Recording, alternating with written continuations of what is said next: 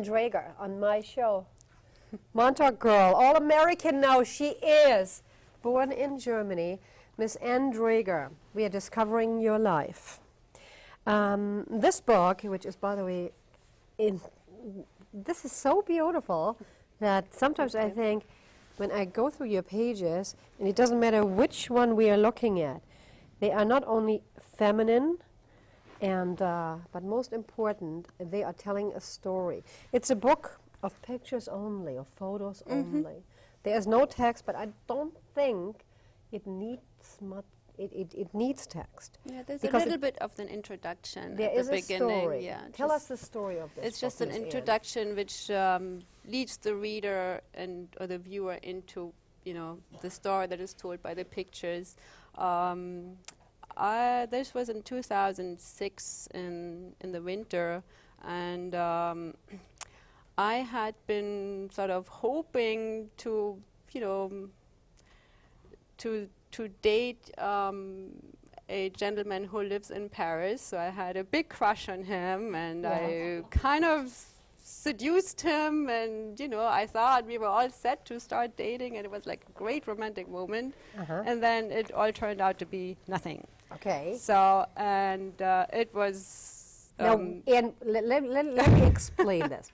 So, obviously, at one point, your husband passed away. Yeah, that was in 2001. Yeah. So, now came a very lonely, grieving phase, very lonely phase, and you fell in love, long-term relation, long-term, forgive me, a long distance. Yeah, long distance with somebody over the internet? Was that over the internet? No. I kind of knew him. He was a friend and colleague of my late husband, and I think that added a lot to my feelings at the time,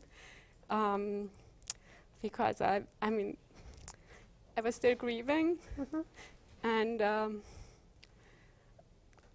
so, given that he was also from France, like my late husband, and I knew him from those days. Really part of the attraction, to him, and he was totally giving me the impression that he was available and all of that, and we saw each other over the course of a year a few times, and so then it was nothing. And first thing I did, I came to Montauk, so and so this love didn't work out. So and I had to come to Montauk at the time. I was going back and forth from the city. I didn't live here permanently yet, and to my, my escape, and recovered here a little bit. I took some photographs at the Camp Hero Park, which I was an installation. I planted some roses, long stem roses, in front of this big wall, concrete wall, and then I was standing. On the picture, you see me from the back, like because my life felt like I was hitting a wall. And I made a picture out of that, and that it actually was in a show in New York City in 2006, and it's it became a great photograph that I'm still fond of, And then it was just but that was not enough, It was a whole process, that getting over this situation, and being sort of back to square one as far as dating goes, and. So I really had the blues, and that's when I went to Venice. I mean, Venice is a very, very beautiful place. I love everything about it, but somehow I feel I'm only going there when I have the blues. Okay. Okay. Understand. Because it's very morbid. There's something about it that is like vanishing away, and there's a presence of death that I always feel that this city has more than other places. And you know what I feel, meeting you seriously for the first time, that you are teaching me, and maybe all of us, how to grieve. This is wonderful. Well, because you're explaining with your book that the things you did to get over and on. What you did is... Actually, this is the second book I did as a sort of grieving work, because I wrote and I co-wrote and edited and published a book about my husband's collection after he died. Yes. Which is sort of a biographical, it's a memorial to him.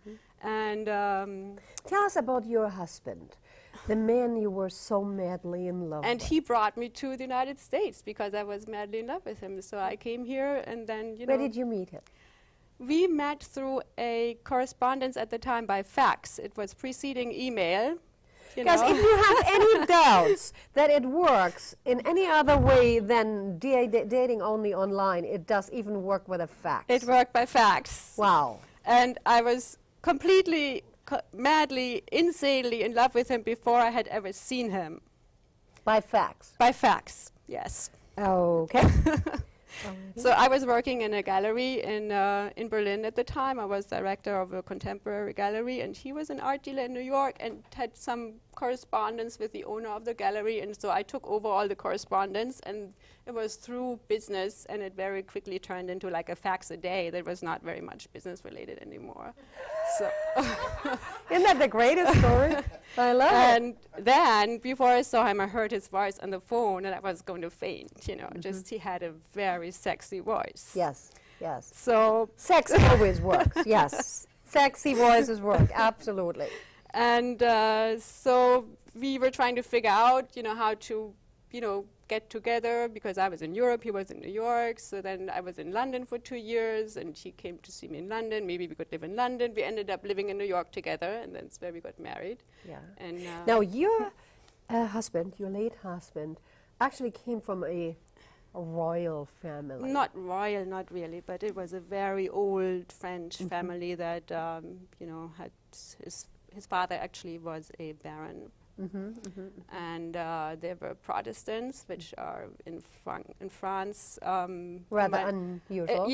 a minority. So and my family is very Protestant too. My grandfather on my mother's side was a Protestant pastor, and on my father's side they're Lutheran, which is not exactly the same. So there's these distinctions. And I was raised in a very observant household, and so we had many things in common that connected us. We both were in the same business at the time. You know, I was not an active artist, but an art critic, an art dealer, an art collector at the time, which is compared to now that I'm the artist that I always had inside me, and I was very, very creative in my teenage years and early 20s until I sort of got onto a track to have a professional life and try to, you know, make a living and things like that. So we had that in common, and sort of, you know, social things about growing up in a very privileged family, which I did too in Germany. My family has been in manufacturing for over 100 years. It's What did they manufacture? they manufacture equipment that is related to breathing. A lot of it is medical for anesthesia and incubators for, you know, That's premature helpful babies. to come from a family of money. Yes, that's very helpful. So I grew up very privileged, and so did he, you know, in a different environment in So that Paris. basically allowed you both then not only to move to the States, but also to buy a house in Montauk. Yeah, my family was very supportive and very generous in helping me buy the house in Montauk, yes. Yes. Miss Endriger, you are a fascinating lady. And I never thought that grieving could be actually so rational. Everything about you is rather emotional, but at the same time very rational. It makes sense. Guys, we got to take a break, go to the refrigerator, and come back, okay?